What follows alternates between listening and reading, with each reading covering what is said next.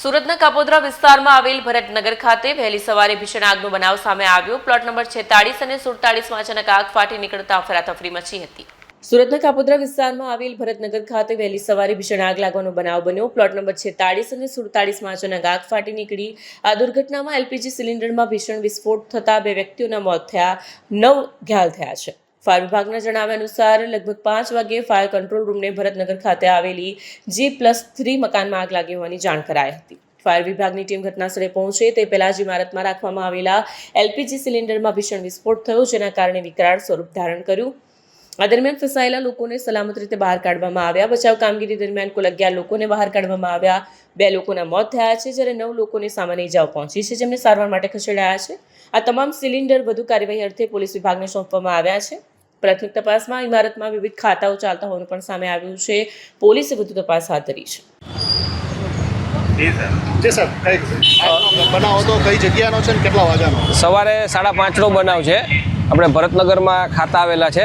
ખાતા નંબર છે 46-47। તેમાં કોઈ અગમ્ય કારણસર આગ લાગેલી, જેની અંદર વિભાગને જાણ થતાં ફાયર વિભાગને તરત જ 4 ફાયર સ્ટેશનની ગાડી ઘટના સ્થળ પર મોકલી આપેલી।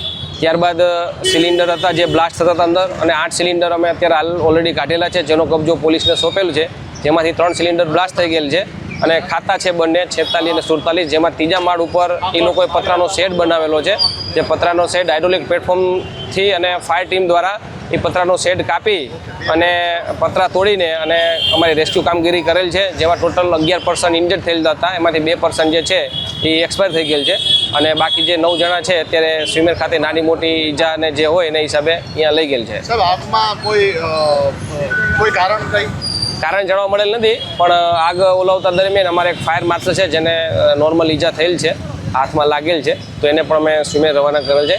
અને ઘટનાની અને ફાયર કોલની ગંભીરતાને જઈ ફાયર ખાતાના અમારા વડાશ્રી, ચીફ ફાયર ઓફિસર શ્રી સહિતની પૂરો ટીમ જે ઘટના સ્થળ પર હાજર હતી અને અત્યારે અંડર કંટ્રોલ છે। અને જે પણ બ્લાસ્ટ થયેલા સિલિન્ડર છે એલપીજીના, એ અમે પોલીસને હેન્ડઓવર કરેલ છે તપાસ માટે।